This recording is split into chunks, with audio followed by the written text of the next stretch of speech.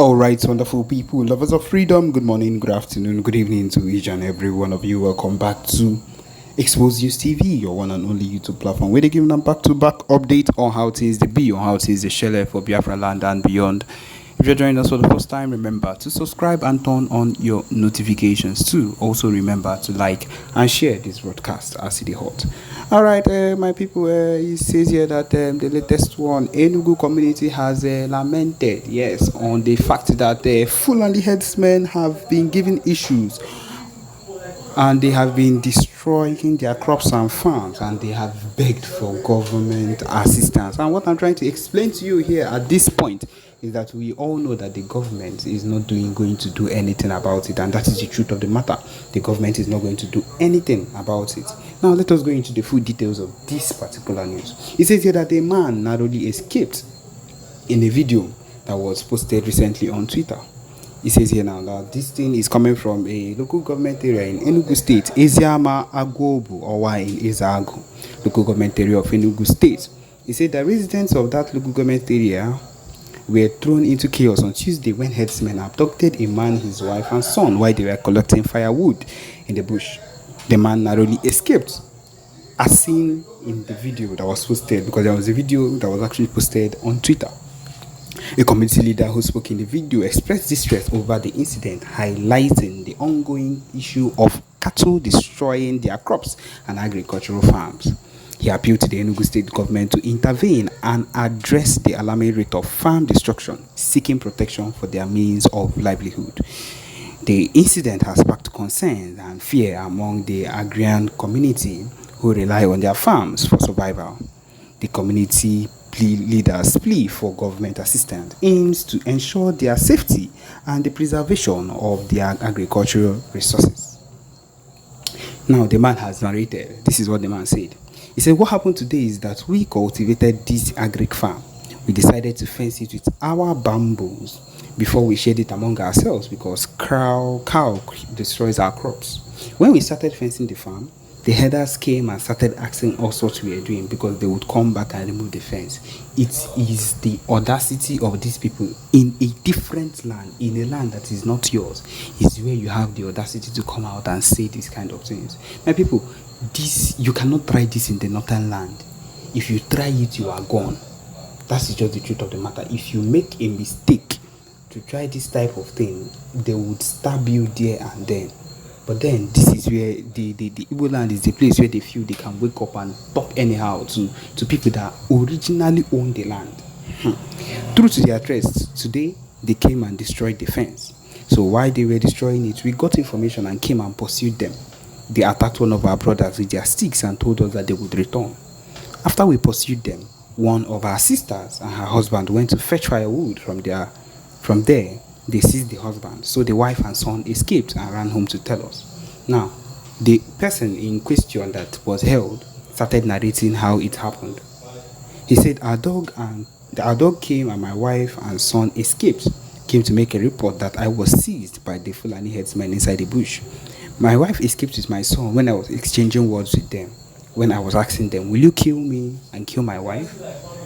For what offense? At that point, I didn't know that my family had already escaped to come home and give information on how to rescue me. When the herders discovered that my family had escaped, apparently sensing danger, they released me.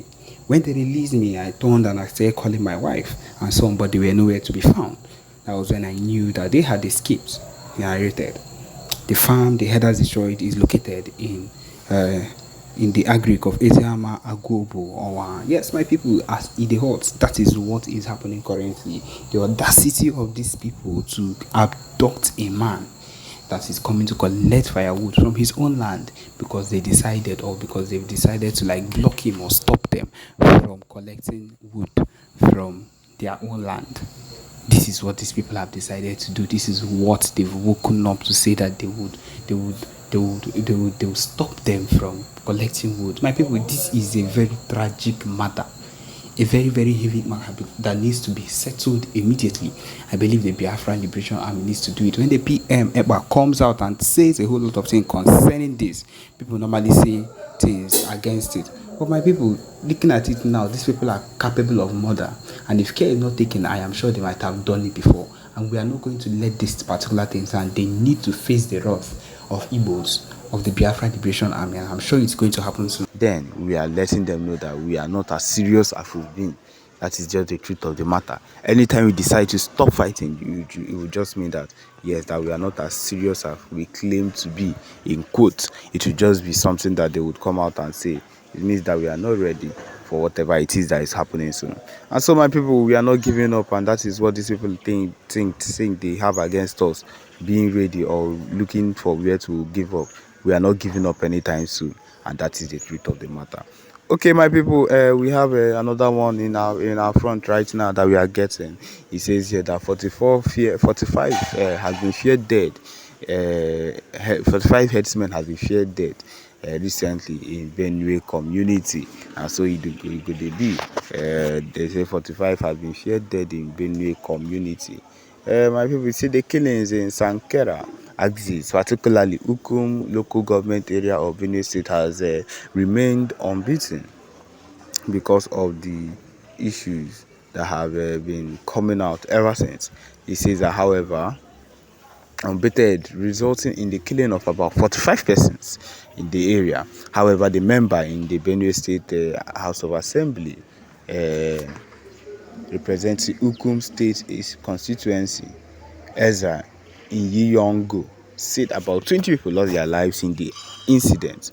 The incident which took place in Gbage community of Ukum local government area, and also claimed the lives of a family of 7, left 30 persons with various degrees of injury, while scores have been declared missing. In the attack by the people who were working with the members of a militia group in the area, in its bid to eliminate another militia group, Daily Independent learned that most of those people that were killed were members of the 2 rival militia gangs. However, while we gathered that about 12 peasant farmers who were caught in the crossfire were among the dead, the people of Bage and its environs have been displaced following the killings in the area. A top military brass in Operation OPWS, who would not want his name in print, confirmed the attack and the circumstances surrounding the incident. He said, "These are militiamen killing themselves. Yes, we acknowledge that probably one or 2 people may have been caught in the crossfire, but the majority of the people that were killed are members of the militia gangs in the area. Currently, we are in Kwande and are trying to contain the situation in the area. And as you can see, calm has been restored to the area. We have been able to flush out the headsmen out of Kwande, and I can assure you normalcy will be restored soon. But be that as it may, our troops are in the area, Ukum, to ensure that the attack does not affect innocent people. Meanwhile, the State Commissioner of Police, Emmanuel Adeshina, said more police officers have been deployed to the area to contain the situation. Speaking on the condition of anonymity, a traditional ruler in the area explained that the fight started on recently and following a disagreement between one rival gang and the other, who was backed by the herdsmen over the weekend. He stated that what followed was that another militia gang in the Ukum now went and joined forces with the Fulani militia gang in Taraba to help them eliminate the rival gang in Ukum. The essence was to enable him be the head of the militia in Ukum. Okay, so he said the combined forces of the headsmen and militia gang started moving into the bushes of Bega in their hundreds from Sunday to sack the other rival gang. From what we gathered, over 45 persons were lost, or rather, who were mainly bandits, were lost in the crossfires, and though some farmers were also lost who were caught in the crossfire, over 30 others were injured, while some are also missing. My people, these Fulani people are giving issues to a whole lot of people, not only people that are just wherever they are, but every single person.